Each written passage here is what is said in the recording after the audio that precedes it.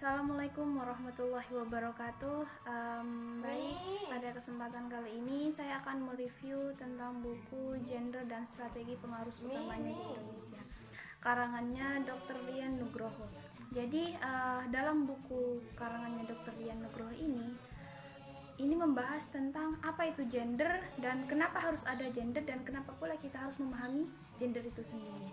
Sebenarnya bagi kaum perempuan, kita khususnya sebagai perempuan, apalagi perempuan pergerakan, jangan pernah lupa bahwa kita itu punya batasan-batasan tersendiri sebagai kaum perempuan gitu. Jadi gender ini di sini adalah sebuah kata yang diadopsi dari Eropa sana, kemudian dibawa ke negara Indonesia karena di Indonesia itu sendiri terjadi yang namanya diskriminasi terhadap kaum perempuan.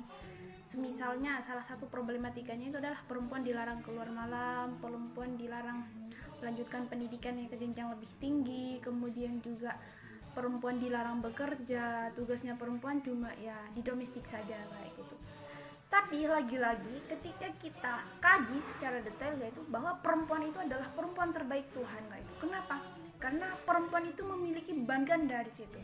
Perempuan dari pagi dia di dapur, kemudian juga harus bekerja ke sawah, kemudian juga harus bekerja ke kantor, kemudian juga harus mengajar di sekolah dan lain sebagainya.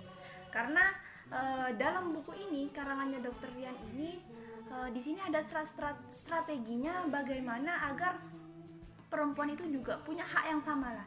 Sehingga Impres Presiden tahun 1999 pasal 9 itu bahwa perempuan itu sudah punya hak baik di ranah publik, ranah domestik yang menjadi tugasnya kesehariannya di situ, samalah dengan laki-laki hari ini. Kemudian juga ada Impres tahun 2000.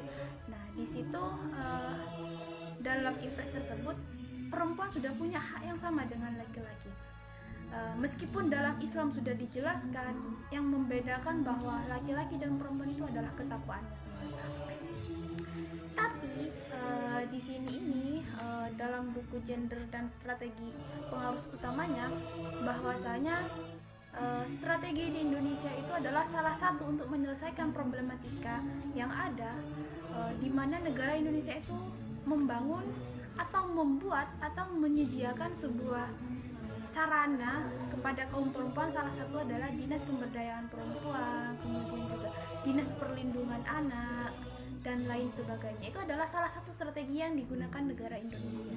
Nah, jadi untuk kaum perempuan, jika kalian masih belum mengerti apa itu gender dan kenapa kita harus memahami gender, pertama ya kita harus baca buku ini kalau kalian pengen tahu. Tapi semoga dari apa yang saya review kali ini, saya ceritakan kepada para kaum perempuan dan laki-laki bahwasanya tugas perempuan dan laki-laki itu adalah sama, di mana harus saling bekerja sama antara satu dan lain, bukan saling menjatuhkan satu sama lain. Jadi semoga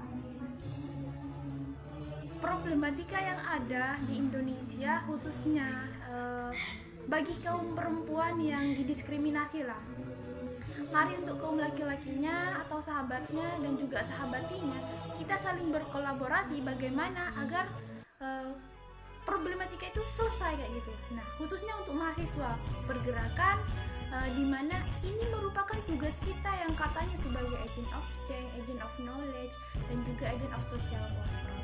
Jadi hari ini mulailah dari diri kita sendiri, kemudian kita aplikasikan, kita ajak orang-orang yang ada di sekitar kita bagaimana bahwa mindset yang seperti itu, bahwa perempuan gak boleh keluar malam, perempuan dilarang sekolah, itu harus kita rubah step by step. Pertama dari kita sendiri.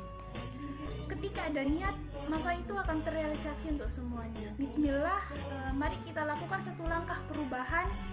Jangan pernah takut, karena apa yang kita takuti itu belum tentu terjadi sesuai dengan yang kita ekspektasikan. Hanya itu dari saya. Wallahul muwaffiq ila aqwamit thoriq. Wassalamualaikum warahmatullahi wabarakatuh. Salam pergerakan.